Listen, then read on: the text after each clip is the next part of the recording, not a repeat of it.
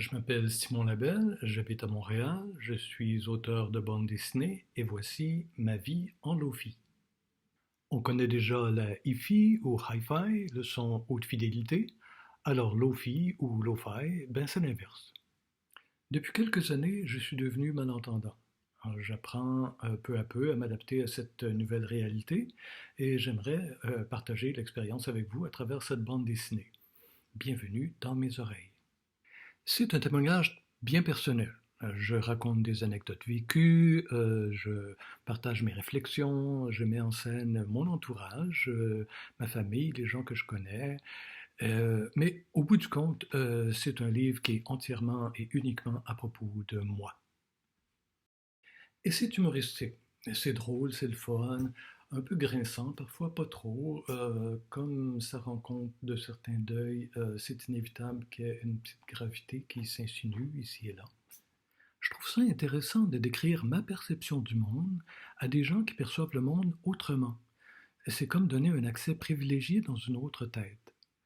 Et puis, je pense que c'est une bonne façon de faire découvrir de l'intérieur une réalité fort méconnue. Les sourds aussi peuvent se reconnaître là-dedans, donc ça s'adresse à un public quand même assez large. Alors, apprivoisez avec moi la surdité, bienvenue dans ma vie en lo-fi.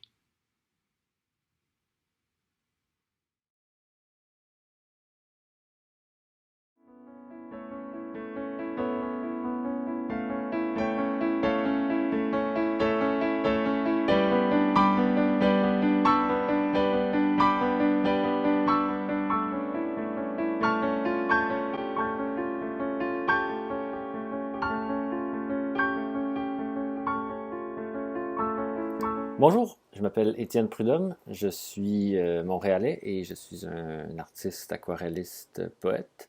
L'année passée, j'ai sorti aux éditions Omri Bienvenue les profondeurs, qui est un recueil de poésie et d'aquarelle. Mais aujourd'hui, je vous parle de Bang Bang Bang, le crépuscule des amochés, qui paraît aux éditions Mécanique Générale. C'est un livre qui raconte l'histoire d'un boxeur dans les années 50 qui se retrouve déchu et endetté. Et il doit participer à un hold-up qui se passe sur le pont Jacques-Cartier afin de payer ses dettes. Et le hold-up se passe très mal. Ça le pousse dans une fuite. Et dans cette fuite-là, il reprend contact avec ses anciens démons et ses peurs et ainsi de suite. Voilà. Fait que le livre contient en fait mon désir de dessiner le Montréal disparu et ma passion pour le cinéma. Et dans ce cas-ci, c'est vraiment le cinéma du film noir qui est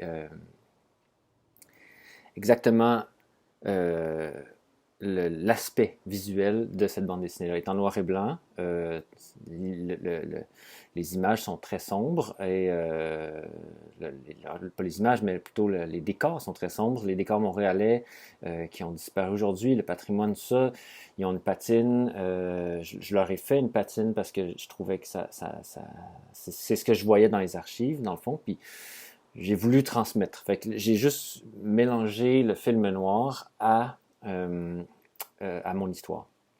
Et dans le fond, le personnage, c'est le personnage du boxeur, mais le second personnage, c'est le pont. Fait que le pont Jacques-Cartier, qui est à l'avant-plan de cette bande dessinée-là, est sans cesse en connexion avec le personnage. Et c'est une histoire qui se passe dans une action soutenue de fuite et de quête, de sécurité. Et ça amène, c'est ça, une espèce de dialogue entre le réalisme du film noir et de la ville avec le surréalisme de la psychologie de mon personnage qui est en prise à une sorte de crise. Fait que c'est ça, fait que c'est le mélange entre réalisme et surréalisme. Puis ça s'est basé à Montréal dans les années 50.